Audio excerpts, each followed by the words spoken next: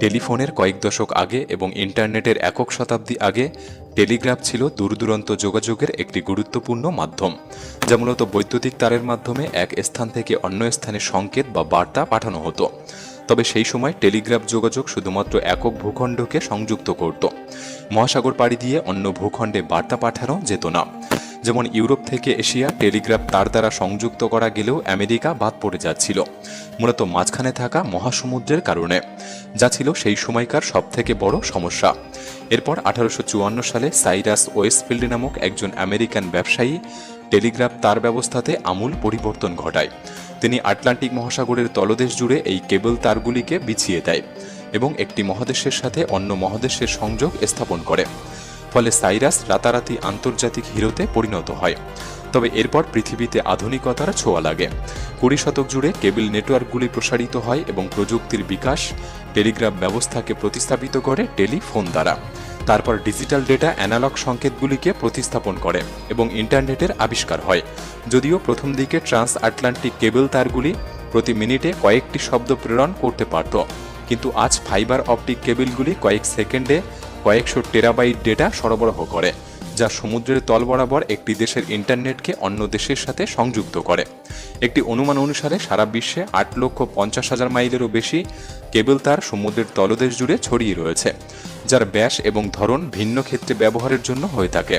কিছু ইন্টারনেট সংযোগ এবং কিছু শক্তির স্থানান্তর।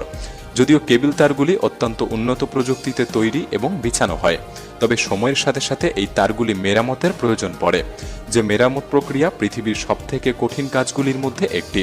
সুতরাং ডুবুরিরা জীবন বাজি রেখে এই কাজগুলি করে থাকে। আজকের ভিডিওতে আমি আপনাকে দেখাতে চলেছি সমুদ্রের তলদেশে এই কেবল তারগুলি কিভাবে বিছানো হয় এবং নষ্ট হলে কি ভয়ঙ্কর উপায়ে মেরামত করা হয়। ভিডিওটি সম্পূর্ণ দেখার অনুরোধ রইল, আর নতুন বন্ধুরা অবশ্যই পাশে থাকা সাবস্ক্রাইব লেখাটি প্রেস করে বেল আইকনের অল অপশন সিলেক্ট করুন। আয়ারল্যান্ডের পশ্চিম উপকূলে অবস্থিত একটি ছোট্ট বসতি আরান দ্বীপপুঞ্জ। এত ছোট আকারের কারণে এই অঞ্চলে ইন্টারনেট এবং বিদ্যুৎ সংযোগ মূল ভূখণ্ড থেকে তারের মাধ্যমে সমুদ্র তলদেশ বরাবর সরবরাহ করা হয়। তবে 2016 সালে এই সাবসি কেবল তারগুলির একটি ফেটে গিয়েছিল, যা মূলত দ্বীপপুঞ্জের সমস্ত শক্তি সরবরাহকে বিচ্ছিন্ন করে দেয়।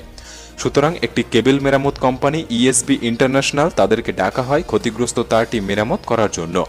এই প্রক্রিয়াটি সম্পূর্ণ করতে হলে ডুবুরিদের সমুদ্রের তলদেশে ডুব দিতে হতো এবং 500 মেগাওয়াট শক্তি সম্পন্ন তারটি ওখানে থেকেই ঠিক করতে হতো।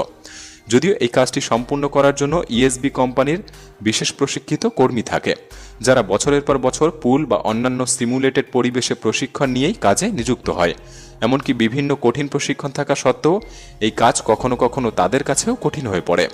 টেকনিক্যালি যদি দেখা হয়, আন্ডারসিয়ে এই কাজটি সম্পূর্ণ করতে তারা দুটি অর্ধেক বিশিষ্ট আবাসস্থলকে সমুদ্রের নিচে প্রবেশ করায় এবং দুটি অর্ধেক আবাসস্থলের মাঝখানে ছিন্ন তারটিকে রেখে স্ক্রু টাইট করে একটি কক্ষ তৈরি করা হয়।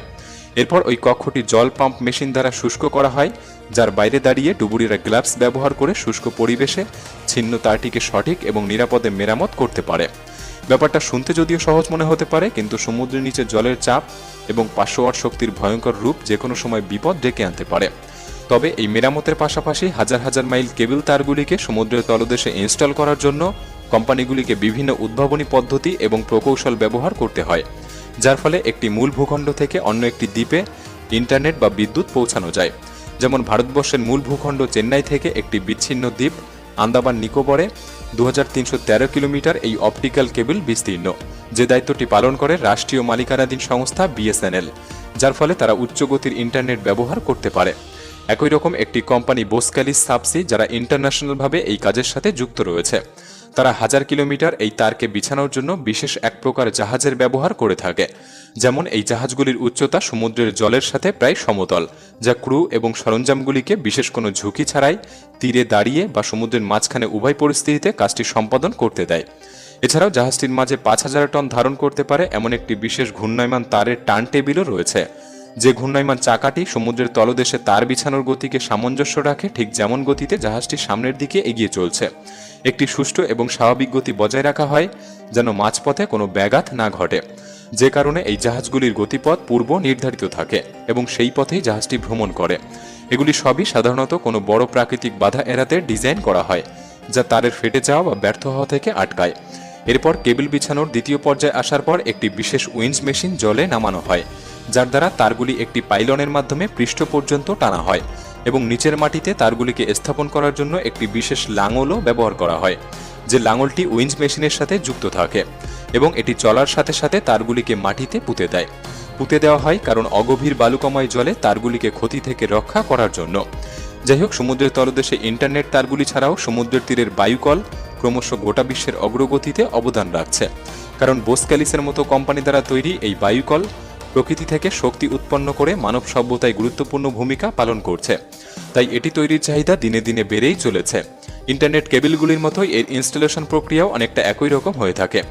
বিশেষ ডিজাইনের কেবল শিপগুলি তারগুলিকে বিছিয়ে দেয় এবং স্থলভাগের আরেকটি দল তারগুলিকে পরীক্ষা করে সাবস্টেশনের সাথে যুক্ত করে। এবং বায়ুকল প্রযুক্তি এমনই একটি প্রযুক্তি যা সাম্প্রতিক ইতিহাসে সবচেয়ে গুরুত্বপূর্ণ অগ্রগতিগুলির মধ্যে একটি, কারণ হ্রদ বা মহাসাগরের উপরে যখন অসম্ভব গতিতে বায়ু প্রবাহিত হয় তখন এই টারবাইনগুলি ভূমিতে স্থাপনের তুলনায় অনেক বেশি শক্তি উৎপন্ন করে। তবে সেই শক্তির ধারণ এবং স্থানান্তর করার জন্য প্রয়োজন হয় অত্যন্ত উন্নত মানের কেবল তার, যে তারগুলিকে সমুদ্রের তলদেশের অত্যন্ত জটিল এবং কঠোর পরিবেশে অক্ষত থাকাটা গুরুত্বপূর্ণ। সুতরাং এই তারগুলিকে ভালো উত্তাপযুক্ত এবং ভূমিতে ব্যবহারের তুলনায় অনেক গুণ বেশি টেকসই বানানো হয়। তার কোম্পানিগুলি সাধারণত প্রাথমিক অবস্থায় একক তারগুলিকে সুরক্ষিতভাবে তৈরি করার পর মেশিনের মাধ্যমে তারগুলিকে টেনে পরীক্ষা করে এবং প্রতিরক্ষামূলক আবরণে মুড়ে দেয়। পরবর্তীতে তারের ওই একক অংশগুলি একটি বড় প্যাকেজিংয়ের সাথে অত্যন্ত শক্তিশালী উত্তাপযুক্ত কভারে আবদ্ধ হয়, যা 10-20 বছরেও সাধারণ কোনো আঘাত তারগুলিকে সেভাবে ক্ষতিগ্রস্ত করতে পারে না। কিন্তু বাই মিস্টেক যদি কোনো তার ছিঁড়ে যায় বা মেরামত করার প্রয়োজন পড়ে তখন আসে সেই কঠিন কাজের পালা। এই ক্ষেত্রে সমুদ্রের গভীরতা সবচেয়ে বড় বিপদের কারণ হয়ে দাঁড়ায়, কারণ একজন কমার্শিয়াল ডাইভার শুধুমাত্র মহাসমুদ্রের 100 ফুট গভীরতায় যেতে পারে। সব ডাইভার সমুদ্রতলের চাপকে সহ্য করার ক্ষমতা রাখে না। তবে যদি কখনো ডুবুরিদের আরও গভীরে যেতে হয় তখন স্যাচুরেশন ডাইভারদের বিশেষ দলকে ডাকা হয়। স্যাচুরেশন ডাইভিং এমন একটি কৌশল যা ডাইভারদের অত্যন্ত উন্নত দলকে 100 ফুট বা তার অনেক বেশি গভীরতায় কাজ করার অনুমতি দেয়। প্রকৃতপক্ষে এই সমস্ত ডুবুরিরা কোনো নেতিবাচক প্রভাবের সম্মুখীন ছাড়াই 2000 ফুটেরও বেশি গভীরতায় পৌঁছাতে পারে, তবে যদিও সেই ক্ষেত্রে আগে থেকেই তারা প্রশিক্ষণ নিয়ে থাকে এবং এই স্যাচুরেশন শব্দটি তাদের প্রশিক্ষণের সেই ফলাফলকে বোঝায় যে অনুশীলনে তারা প্রচণ্ড গভীরতায় শরীরের সমস্ত টিস্যুকে জলচাপের সাথে ভারসাম্য রাখতে পারে। প্রতিটি ডাইভের আগে এই দলকে 1 মাসের মতো একটি বিশেষ চাপ চেম্বারে অনুশীলন নিতে হয়, যেখানে থাকাকালীন সময় তাদের হিলিয়াম এবং অক্সিজেন মিশ্রণ শ্বাস গ্রহণ করতে হয়, কারণ সমুদ্রে যত নিচে যাওয়া হয় তত ধীরে ধীরে চাপ বৃদ্ধি পেতে থাকে। এবং যখন তারা পরবর্তী অপারেশন শুরু করার জন্য প্রস্তুত হন তাদেরকে একটি চাপযুক্ত বেল্টে প্রবেশ করানো হয় এবং 6 ঘন্টার ব্যবধানে তাদেরকে কর্মক্ষেত্রে নামিয়ে দেওয়া হয়। এছাড়াও উপসাগরীয় অঞ্চলগুলিতে যখন কোনো ধাতু কাঠামো দীর্ঘদিন ধরে স্থাপন করে থাকে তখন সময়ের সাথে সাথে লবণাক্ত পরিবেশ থেকে ক্ষয়, প্রাণীর কার্যকলাপ এবং অণুজীবের বৃদ্ধি কাঠামোগুলিকে জরাজীর্ণ করে তোলে। তখন কর্তৃপক্ষ ক্ষতিগ্রস্ত কাঠামো মেরামত করতে সামুদ্রিক ঠিকাদারদের একটি দলকে হায়ার করে, যারা গভীর সমুদ্রে ওয়েল্ডার ব্যবহার করে জরুরি মেরামত এবং সংস্কার করে থাকে।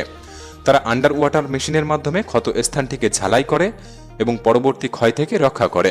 এই আন্ডার ওয়াটার ওয়েল্ডিং কাজটি সবচেয়ে ঝুঁকিপূর্ণ একটি কাজ, তাই এটি সর্বোচ্চ বেতনের কাজগুলির মধ্যে একটি, কারণ এটির জন্য বেশ কয়েকটি পূর্ব অভিজ্ঞতার প্রয়োজন পড়ে।